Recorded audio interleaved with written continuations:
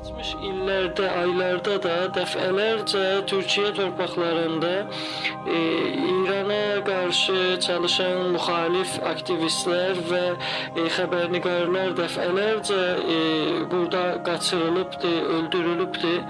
Bunları da diqqətə aldığımızda təhdidlərin nə qədər ciddi olduğunu görürəm. Bu təhdidlər tabii devam etti, son bulmadı. Orada yaşayan ailemi təhdid etdilər. Burada məni dəfələrcə telefonla zəng açıb və ya sosial media şəbəkələr təriqilə mənimlə irtibata keçib məni təhdid edib və işbirliyinə dəvət etdilər.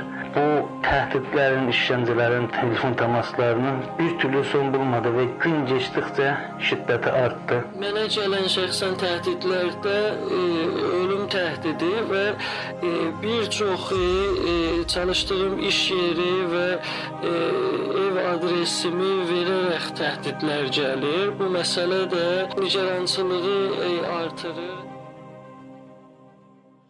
You are listening to Arash Pod, a podcast by the Association of the Human Rights for the Azerbaijani People in Iran. I am Sina.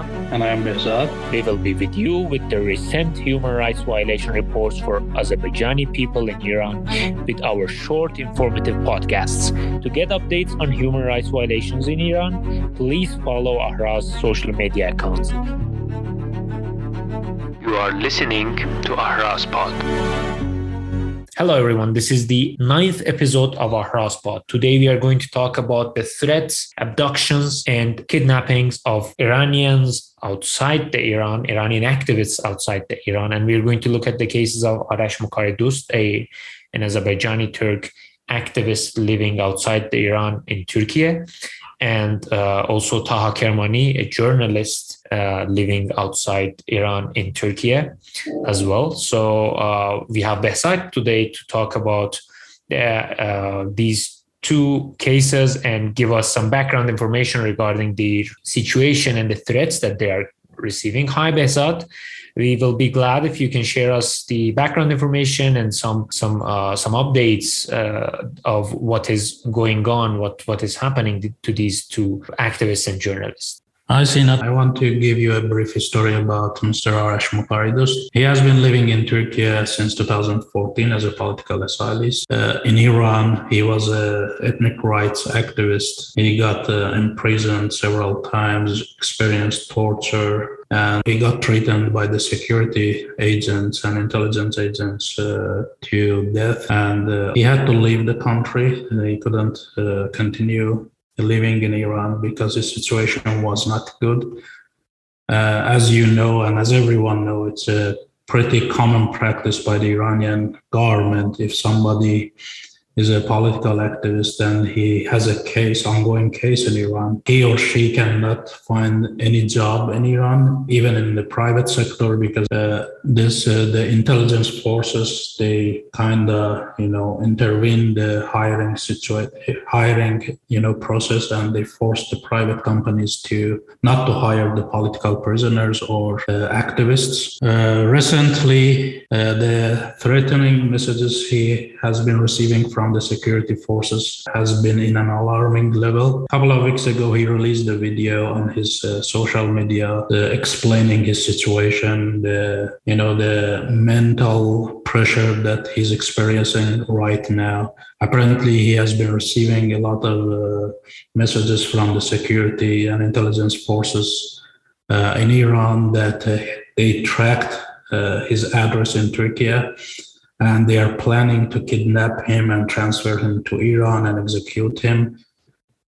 He was saying that every day when he wants to go out, he is super, scared. He checks everywhere. He's under stress, and he's nervous that the security or intelligence forces who are active in neighboring countries. This is not the only case. There are a lot of cases that Iranian intelligence forces, they go to the neighboring countries, they track down the political activists, and they kidnap them and transfer them to Iran and execute them.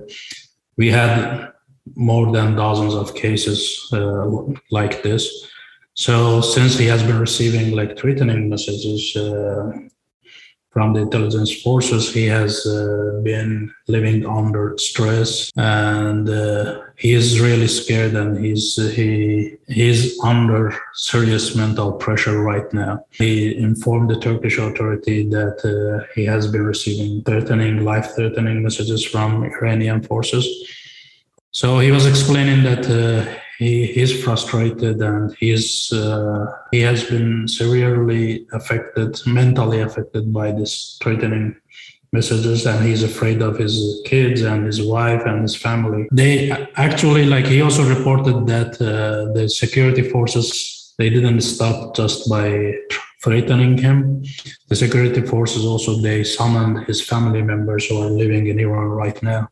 They threatened them, and they asked them to put Arash under pressure to stop his activities, go back to Iran, and cooperate with the government. They usually, if they cannot transfer somebody to Iran, they ask their family members. They offer a position, they offer position to work with the government, with the security forces. So they did that. They asked his family members to tell Arash to go back to Iran and cooperate with the government. This is pretty common by the Iranian intelligence forces. Yeah, thank you very much for the information regarding Arash, and it is really frustrating. I can understand the frustration that is going on because living outside the Iran, thinking that you are applying for asylum and trying to become an asylee, at the same time being pressurized, getting life threats, indicating that they know your address, they will return you to Iran in the most severe conditions, is really frustrating. And he was also indicating in his report to the public that he's not even concerned about himself. He's more concerned about his family, as you said, the kids, wife, and the family within Iran. So yeah, this is kind of a gray area in the international law, I guess, because even if you complain, even if you try to protect yourself within the legislation of that country or international law, it takes lots of time, as you said.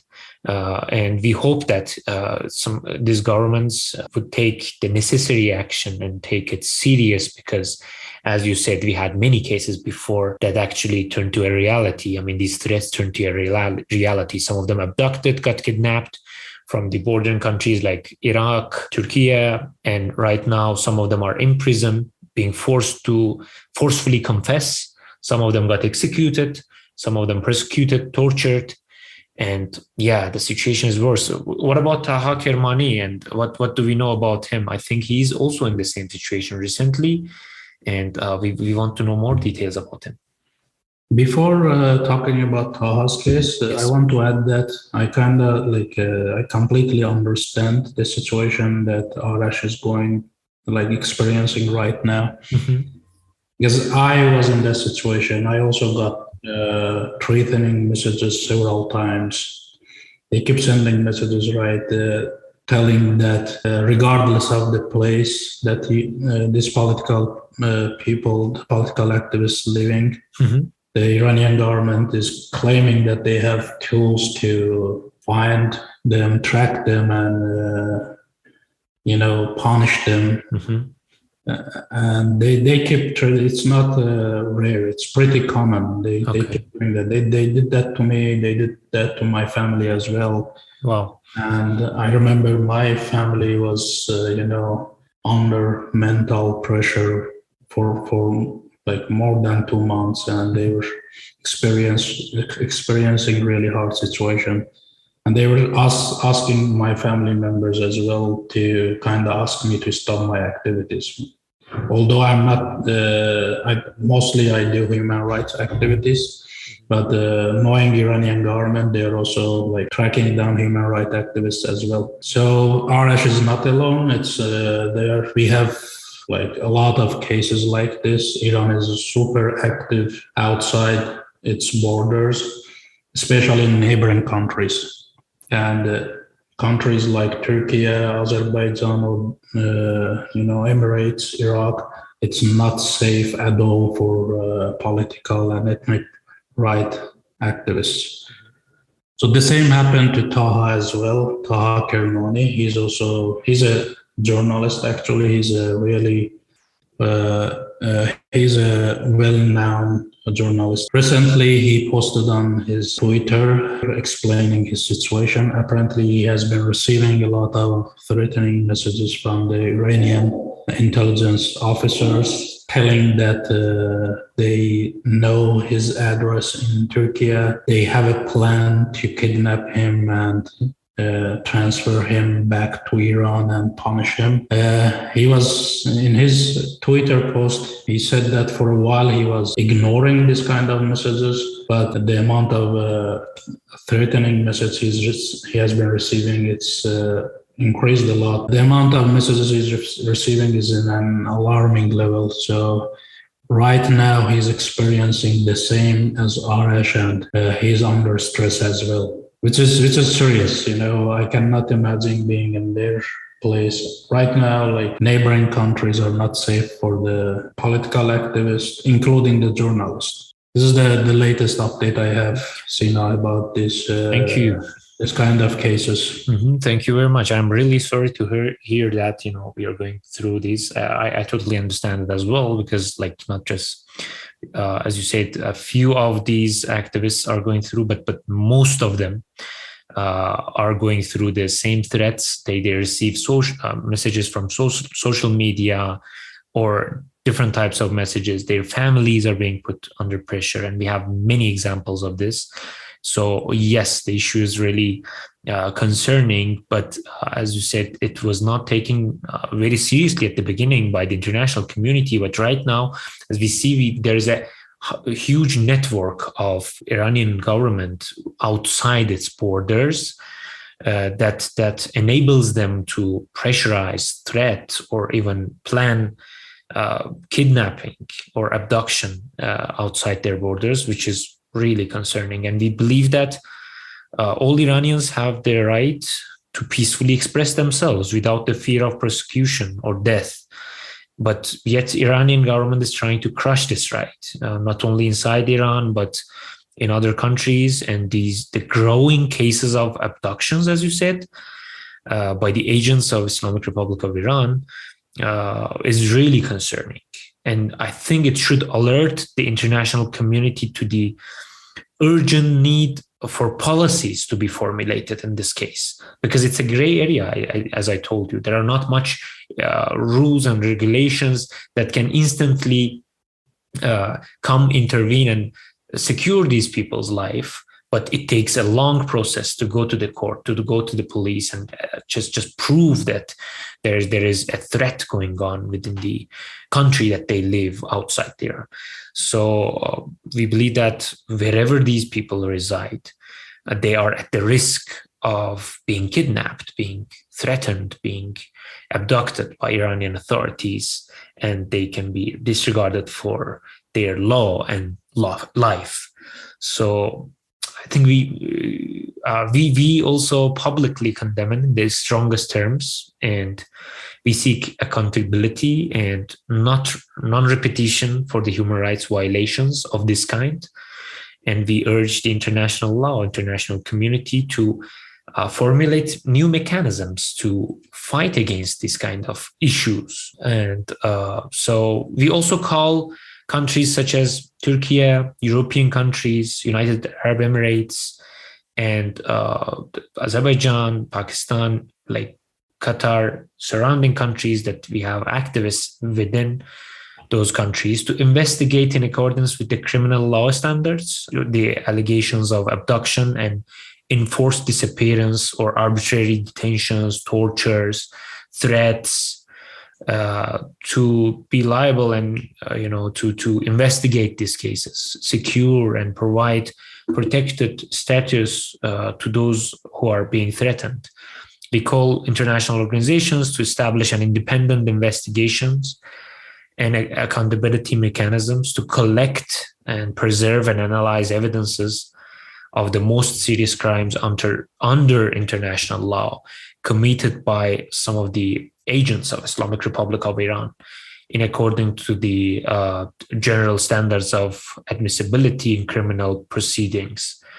so that we have a fair environment for everyone to be able to freely express themselves, regardless of wherever they are residing. So yeah, do you have any additional comments to add, Behzad? Or recently, like we had a lot of like cases in Turkey that Iran tried to kidnap political activists. I don't know if you have seen them on the news or not. I wanted just to appreciate the effort that Turkey government is putting neutralize Iranian agents of the network they have in Turkey. Definitely, it is really important to continue this kind of protection to be not just a matter of a diplomatic relationship or mutual benefits between two countries, but we hope that it becomes a mechanism of protection for those who are under the threat, as you said. And Turkey did, in the last couple of years, did a good job in this. We hope it continues. We hope that Taha, Arash, and many others that we did not give their names in this podcast would be safe and would benefit from the right of expressing themselves freely and continuing their activities, their peaceful activities. Thank you very much, Behzad, for being with us today. Thanks, Sina. Share our podcast if you liked it, and put your comments and suggestions below the posts that we are sharing this podcast. We believe that without respect for human rights and freedom of nations, peace cannot be achieved.